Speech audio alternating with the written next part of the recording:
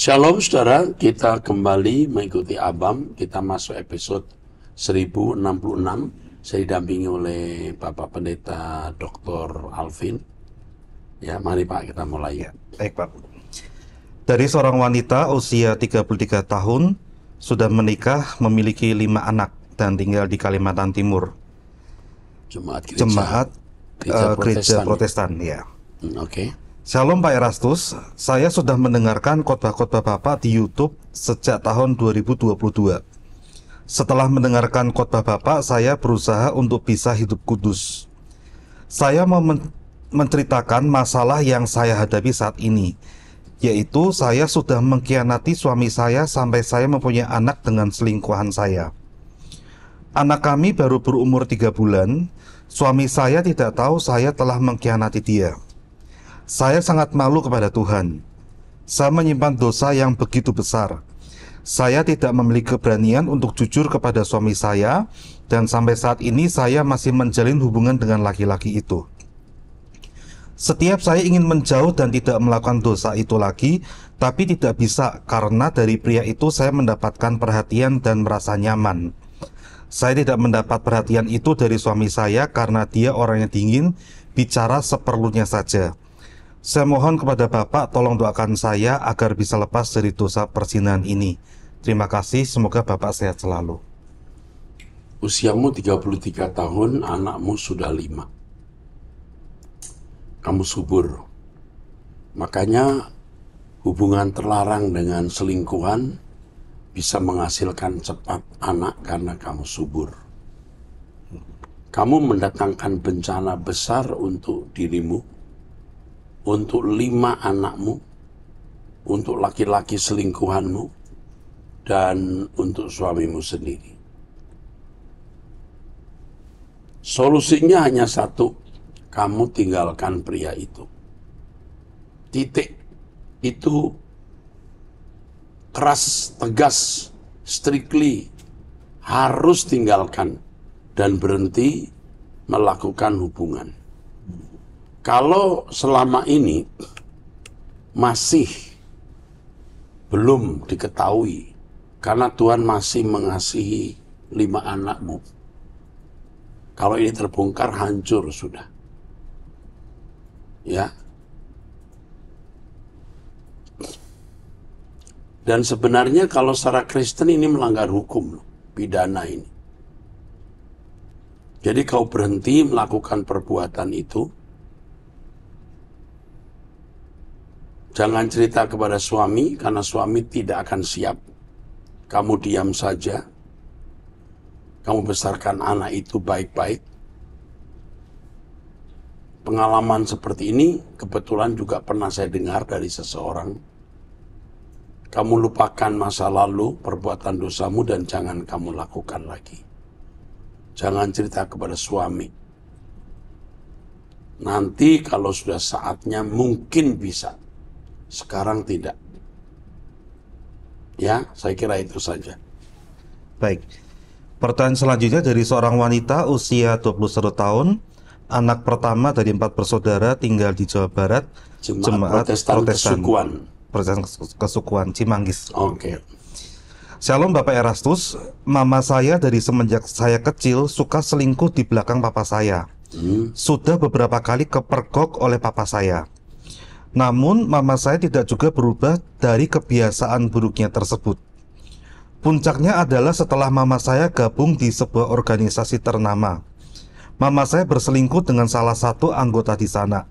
Lelaki itu masih mempunyai istri dan anak. Saya sebenarnya mengetahuinya, namun saya bungkam untuk menjaga keutuhan keluarga saya. Namun setelah papa saya meninggal, mama saya semakin menunjukkan hubungan mereka. Saya sudah berulang kali menegur dan mengingatkan mama saya, tetapi mama saya tidak mau mendengarkan saya. Kira-kira saya harus apa ya Pak? Karena saya tahu niat busuk lelaki ini ingin menguasai harta peninggalan papa saya. Terima kasih, Tuhan Yesus memberkati.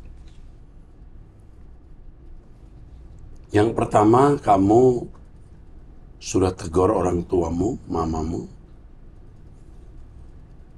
Yang kedua, kamu harus menegur laki-laki itu. Sampaikan, Om, jangan lanjutkan ini. Kalau masih dia lanjutkan, kamu harus mengancam mama kamu, Mam, kalau begini saya akan memberitahu orang yang paling dihormati mamamu siapa.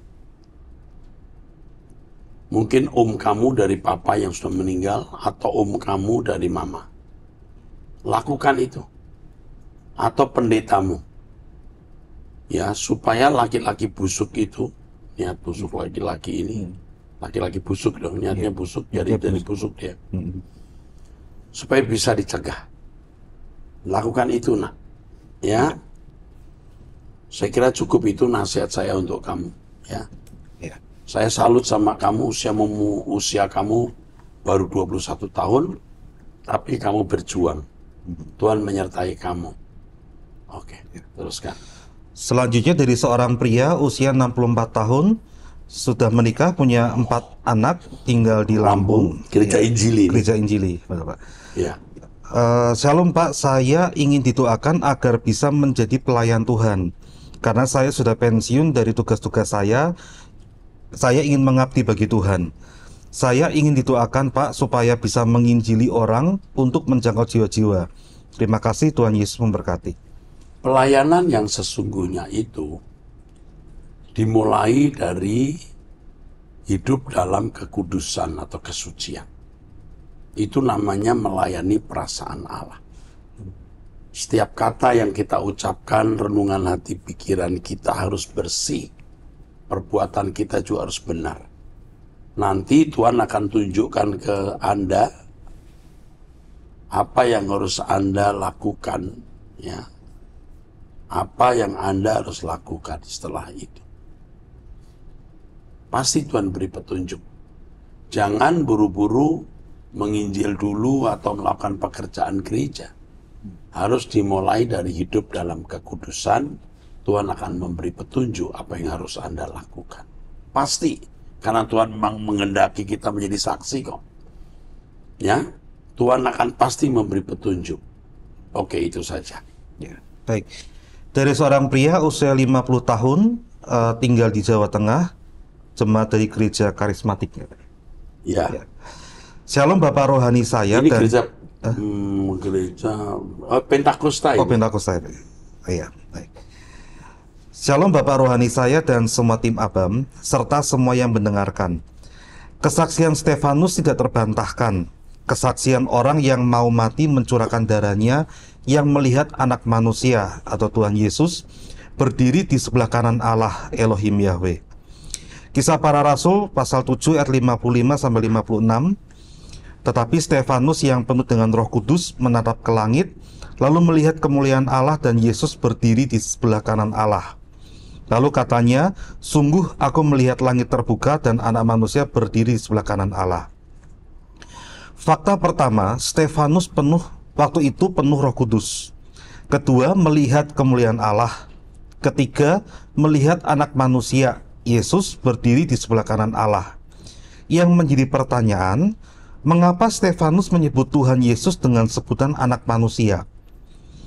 Ada hamba Tuhan yang mengartikan Yesus berdiri di sebelah kanan Allah adalah arti kiasan. Bukan kiasan karena Stefanus yang mau mati mencurahkan darahnya bersaksi, aku melihat. Ini melihat pakai mata. Ini orang yang mau mati melihat. Kata kunci melihat sangat amat jelas bahwa Yesus berdiri di sebelah kanan Allah, Yahweh. Jadi jelas Yesus bukan Yahweh. Di sini teori tafsir doktrin Trinitas 325 Masehi Konsili Nisea yang tidak didukung semua bapak gereja waktu itu tidak bisa diterima. Oke. Yang pertama, sebutan anak manusia itu diksi dari Tuhan Yesus sendiri. Dan ini menunjukkan bahwa Yesus memang seutuhnya manusia. Ketika berdiri di sebelah kanan Allah, menunjukkan bahwa Yesus menerima kuasa pemerintahan. Apakah ini kiasan atau tidak? Bisa dua-duanya. Karena kalau dalam kitab Wahyu kita melihat ada satu tahta Bapa dan tahta Yesus. Ini fisik juga. Tapi cuma Bapa tidak kelihatan. Ya kan? Iya. Dan ini bisa kiasan dalam arti kata sebelah kanan menunjukkan kepercayaan. Gitu ya. Mantap ya. Memang Trinitas itu doktrin yang tidak sesuai dengan kebenaran Alkitab. Di Konsili Nisea, pada waktu itu ada 1.800 sekian pemimpin gereja. Tapi yang hadir dalam konsili itu hanya 300. Ini tidak quorum ini. Utusan dari barat saja tidak lebih 5 orang. Tetapi karena sudah disahkan oleh kaisar yang berkuasa waktu itu, sampai sekarang juga dianggap benar. Nah, puji Tuhan, saatnya sekarang kita kembali kepada Alkitab yang orisinil. Jelas kok ada Bapa, ada Yesus. Ya? Yesus ini pribadi independen, jelas. Tetapi dalam seluruh karyanya hanya melakukan kehendak Bapa, dan Yesus sendiri menjadi Tuhan bagi kemuliaan Allah Bapa. Oke, teruskan. Ajaran Trinitas tidak sesuai dengan yang ada tertulis di kitab suci Perjanjian Baru, ajaran para rasul. Jangan sampai kita dituduh membuat pertanyaan ini sendiri. Ini pernyataan dari Bapak Tejo Wilianto, pria usia 50 tahun dari Jawa Timur, Gereja Pentakosta. Boleh disebut namanya ya? Tapi nanti dia bisa dimusuhi gerejanya loh. Ya enggak apa-apa. Supaya juga pendengar tahu bahwa ini pengikut pecinta suara kebenaran dan mengikuti dan dia juga sudah memiliki bekal sendiri ya. Pengajaran itu bukan dari kita. Dia sudah menggali sendiri, saya kira. Terus? Saya menerima dan percaya dan setuju dengan pengajaran Bapak tentang monoteisme biblikal. Karena bukan teori tafsir, tetapi sesuai dengan yang ada tertulis di kitab suci, terutama Perjanjian Baru, tulisan dan ajaran para rasul, di mana para rasul tidak pernah mengajarkan doktrin Trinitas yang adalah teori tafsir yang dijadikan doktrin 325 Masehi yang sangat mungkin dipengaruhi untuk kepentingan politik waktu itu, sampai akhirnya gereja masuk di abad ke-8 gereja. Ya, setelah konsili itu gereja masuk ke abad ke-8 sekitar 1000 tahun. Ya. Nah, juga perlu ditambahkan di sini bahwa monoteisme yang kita ajarkan itu ayat ke ayat. Tafsirkan ayat, tafsirkan ke ayat gitu, bukan pandangan Bapak gereja atau ilustrasi, tidak ada. Kalau ada ilustrasi ya itu sangat mendesak, terpaksa. Tidak perlu ilustrasi, jelas itu. Ya, dari ayat ke ayat. Jadi monoteisme yang kita pelajari itu benar ya. Nah, orang-orang yang mau menghancurkan kita, membuat hoax, Pak Eras tidak percaya Yesus Tuhan, Pak Eras tidak mengakui juru selamat, sampai akhirnya tersebar itu. Jadi stigma saya. Nah, biar Tuhan nanti yang membela kita. Teruskan. Pertanyaan besar, kalau saja doktrin Trinitas itu benar, mengapa Rasul Paulus yang mengira Tuhan segera datang tidak mengajarkan doktrin Trinitas? Iya, mengapa? Mengapa? Waktu itu Paulus ini seorang eskatomania. Artinya sangat menginginkan Tuhan datang. Dia tidak mengajarkan Trinitas, dia mengajarkan satu Allah, satu Tuhan. Dan tidak pernah mengajarkan bahwa Roh Kudus itu satu pribadi. Oke, teruskan. Begitu kuatnya dan tidak terbantahkan kesaksian Stefanus yang melihat bahwa Yesus bukan Elohim Yahweh, mendukung ajaran monoteisme biblikal, suatu ajaran yang apa adanya sesuai dengan yang ada tertulis di kitab suci Perjanjian Baru dan ajaran para rasul gereja mula-mula. Amin. Monoteisme biblikal, ajaran yang kembali ke gereja mula-mula para rasul gereja yang penuh otoritas dan kuasa dan pengajaran yang benar.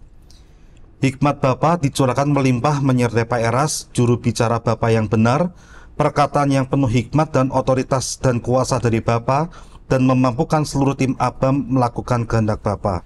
Hikmat dan kebijaksanaannya, penyertaan dan pertolongannya memberikan kemampuan. Amin. Wah. Terima kasih Pak Tejo. Bapak menjadi satu dari sekian banyak, dari beberapa orang yang menjadi perwira-perwira tinggi yang mengembalikan ajaran murni Alkitab mengenai keberadaan Allah atau monoteisme. Ya. salam SP3, salam monoteisme. Oke, teruskan. Baik. Dari seorang wanita usia 50 tahun sudah menikah, memiliki satu anak, tinggal di Jawa Timur, jemaat gereja karismatik. Shalom Bapak Eras dan seluruh tim ABAM. Saya seorang ibu rumah tangga 50 tahun, suami saya usaha kontraktor. Setiap hari saya selalu mendengarkan nasihat-nasihat dan pengajaran Bapak di ABAM ini. Dan saya sangat terberkati sehingga mengubah pola pikir dan tindakan saya untuk menjadi pribadi yang benar dan berkenan di hadapan Tuhan. Ini bukan jemaat GSKI, tapi jemaat gereja karismatik lah. Iya. Golongan di jemaat gereja Jawa Timur, karismatik Surabaya. Surabaya. Iya. Terus, Begini Bapak, saat ini saya dan saudara-saudari saya menghadapi permasalahan dengan salah satu dari saudari kami dan ingin mendengar nasihat dari Bapak mengenai apa yang harus kami lakukan di dalam mengambil keputusan. Kami 5 bersaudara dan masing-masing telah memiliki keluarga dengan anak-anak yang sudah menginjak usia pemuda. Adik kami paling bungsu adalah seorang ibu rumah tangga dengan 2 anak dan tidak bekerja. Tetapi suami bekerja pada suatu perusahaan dan memiliki penghasilan. Dia juga telah memiliki sebuah rumah warisan yang besar dari orang tua suami. Adik kami ini ketika ada masalah keuangan selalu meminta bantuan dari kami saudara-saudaranya untuk kehidupan hidup katanya. Selama ini kami selalu berusaha membantu segala keperluan mereka. Pak Eras, saya sendiri sudah begitu banyak menolong dia dalam hal keuangan. Pernah juga saya memberi dia usaha untuk berjualan tetapi tidak bisa mengelola sehingga toko tersebut tutup. Saat ini dia tengah menghadapi persoalan keuangan karena anaknya yang pertama akan kuliah diterima di sebuah perguruan tinggi negeri di Jawa Timur. Di Jawa Timur. Dia mengatakan bahwa suaminya dan dia tidak bisa menyediakan uang kuliah untuk anaknya tersebut, baik UKT, kos-kosan, dan lain-lain. Dan dia mau supaya kami saudara-saudaranya memberi uang untuk keperluan kuliah anak tersebut. Kakak tertua kami bersedia membantu dengan jalan membeli rumahnya dengan harga yang tertinggi dari pembeli-pembeli lainnya, dengan harapan supaya ketika menerima uang tersebut, mereka berdua ada tabungan untuk pendidikan kedua anaknya, membeli rumah yang lebih kecil, dan membuka usaha kecil-kecilan untuk menunjang perekonomian mereka. Tetapi mereka keberatan. Padahal mereka mengatakan bahwa akan menjual rumah tersebut untuk kebutuhan pendidikan anak-anak. Tetapi giliran akan dibeli oleh kakak malah tidak mau. Kakak kedua berkata bahwa kita harus membantunya karena itu semua atas dasar rasa kasih. Tetapi apakah seperti itu ya Pak? Sejauh mana kasih itu diterapkan apabila orang yang kita kasihi itu terus-menerus meminta? Pak Eras, apakah yang harus kami lakukan terhadap adik kami tersebut? Terima kasih atas bantuan nasihat yang akan Bapak berikan bagi kami. Sehat selalu Bapak rohaniku dan tetap menjadi saluran berkat bagi kami, orang-orang yang memerlukan arahan nasihat serta saran dari Bapak. Bapak Yahweh memberkati Pak Eras beserta tim ABAM. Yang pertama, rumah warisan untuk suami itu bukan sesuatu yang liquid, bukan yang cair. Kemungkinan dia tidak punya uang dari rumah warisan itu atau belum punya rumah. Belum punya uang dari rumah warisan, jadi belum punya atau tidak punya. Yang kedua, pekerjaan suami sebagai ada satu usaha ya, pegawai maksudnya. Pegawai. Tidak kamu sebutkan itu pegawai apa gitu, dengan tingkat posisi level seberapa. Kalau dia posisinya rendah, levelnya rendah, ya tentu saja gajinya juga tidak banyak. Di sini adiknya punya anak berapa? Ditulis nggak? Kayaknya tidak ditulis. Tidak ditulis, Ya. Pak. 2 ya? Oh 2. 2 menjelang remaja pemuda ya. Oke. Ini pertanyaan saya ya. Kalau anak 2, suami kerja mestinya tidak terlalu sulit ya. Ya. Kalau sulit ya keluarga lain membantu tapi tidak terus-menerus. Kalau suami kerja dengan level pekerjaan yang baik, kalau dari jenis pekerjaan ini rasanya penghasilannya ada ya.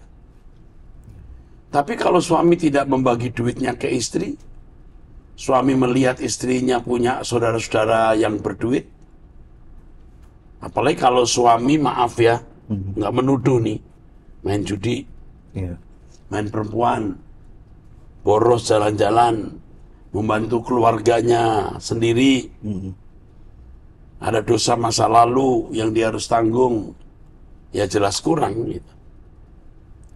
Tapi bantuan yang berlebihan itu merusak moral. Ini namanya sosial racun. Poisonous social namanya. Ya. Itu sosial racun namanya. Jadi mestinya keluarga membantu hanya untuk konsumsi. Makan, minum.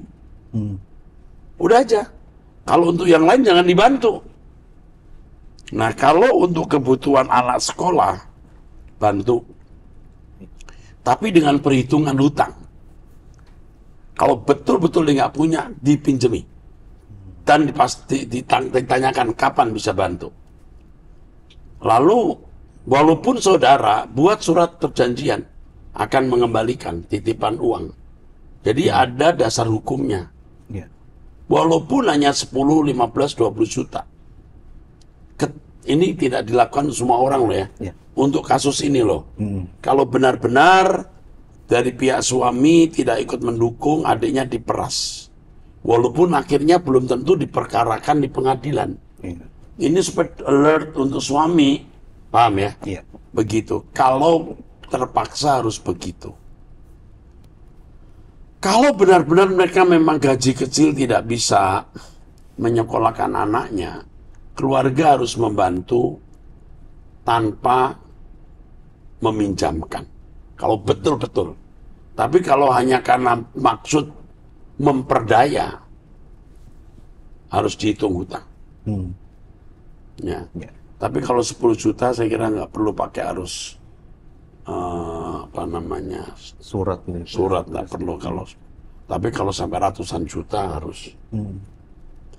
Nah, adapun dia tidak bersedia menjual rumah ini, faktornya apa? Dan disebut juga di sini. Waktu dia cerita, kita mau jual rumah, mungkin juga cuma diplomasi saja. Jadi kuncinya adalah berapa penghasilan suami dari adik paling kecil ini, itu aja. Itu kuncinya. Kalau gajinya cukup, dia masih minta bantuan, harus diperlakukan tegas. Tidak diberi atau diberi hanya untuk konsumsi makan. Itu pun dalam bentuk beras misalnya. Jangan sampai juga waktu dia punya duit, dia jalan-jalan, dia foya-foya, dia beli ini, beli itu, makannya di restoran, giliran miskin atau nggak punya uang baru minta saudara. Ini tidak boleh begitu. Oke, cukup ya? Cukup jelas nggak nih? Oke, ayo teruskan. Baik, dari seorang wanita usia 32 tahun, sudah menikah, punya 2 anak, tinggal di Sulawesi Tengah, jemaat Protestan. Shalom, salam sejahtera Bapak Rohaniku, Pak Erastus, dan semua tim ABAM, serta para pendeta. Terima kasih atas kesempatan kedua kalinya untuk mengirim pesan di ABAM. Terima kasih untuk jawaban Pak Eras atas masalah saya di episode 1035 di menit pertama. Dan puji Tuhan, saya sudah dihubungi langsung oleh tim ABAM untuk konseling dan saya dipulihkan.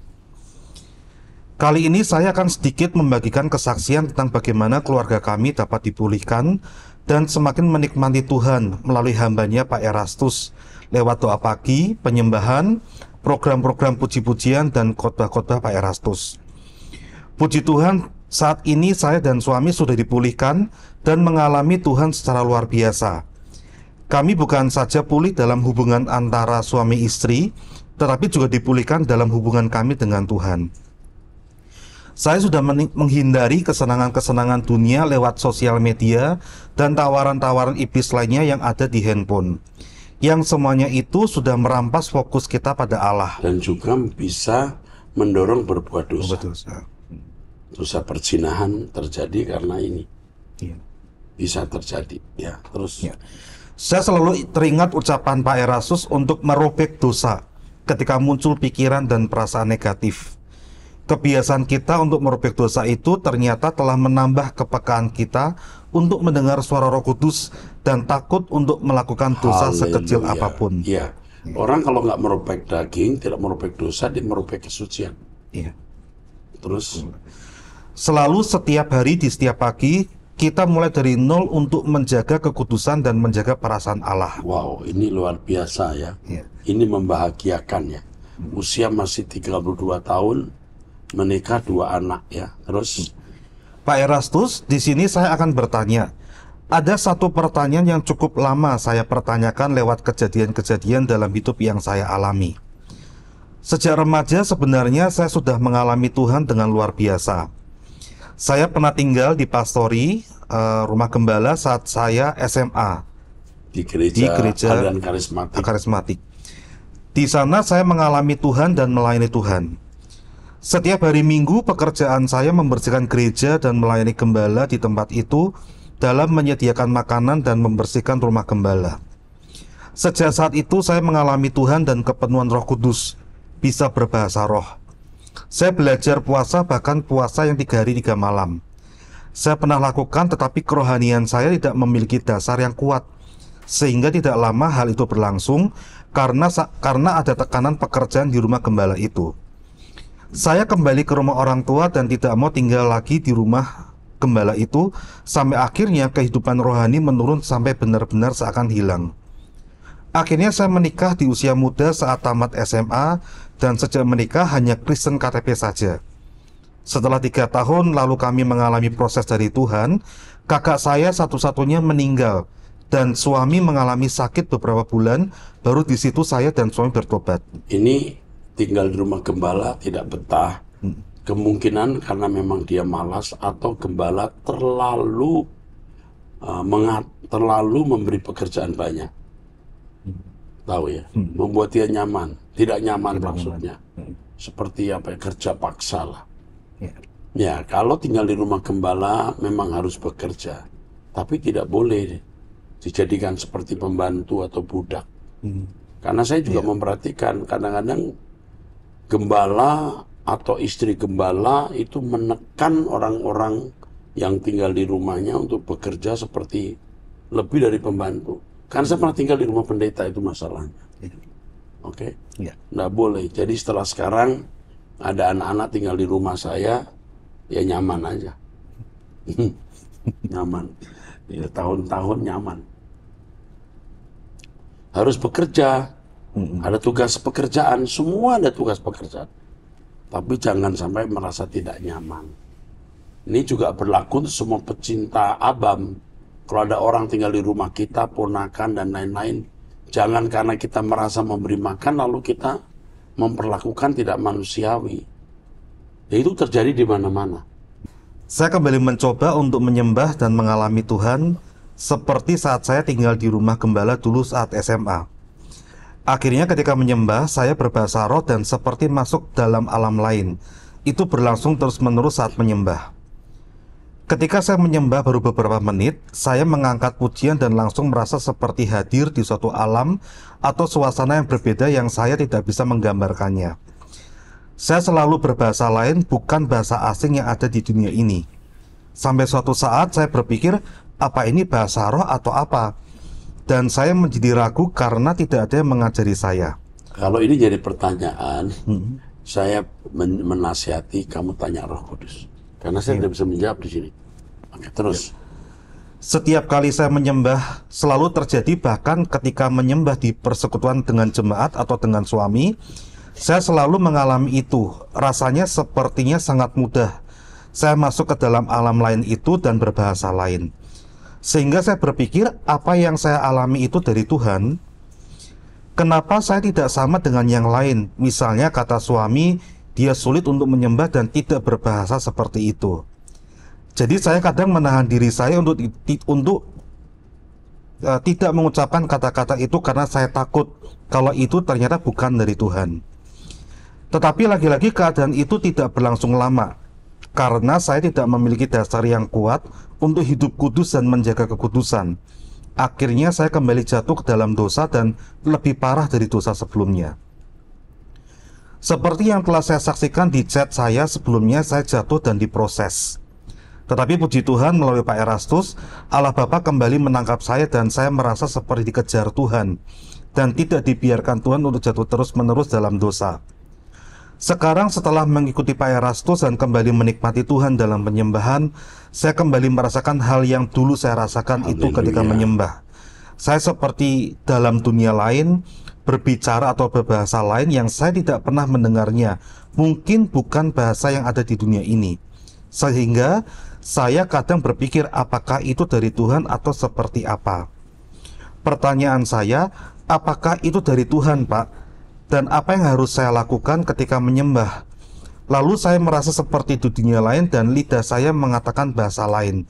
Kadang saya menahannya karena saya ragu dan takut itu bukan dari Tuhan. Terima kasih Pak, maaf terlalu panjang cerita saya ini, Tuhan Yesus memberkati. Kamu doa pribadi, bahasa roh atau bahasa lain yang kau miliki kamu gunakan. Kamu gunakan sebanyak-banyaknya, ya. Kamu akan mendapatkan pembuktian atau verifikasi dari Tuhan. Kalau depan umum kamu ragu-ragu, pakai sendiri. Saya melakukan itu. Saya doa pribadi, bahasa roh terus, panjang doa, tidak pakai bahasa Indonesia. Sampai kita mendapatkan verifikasi pembuktian dari Tuhan. Bahwa ini bahasa roh yang benar atau tidak.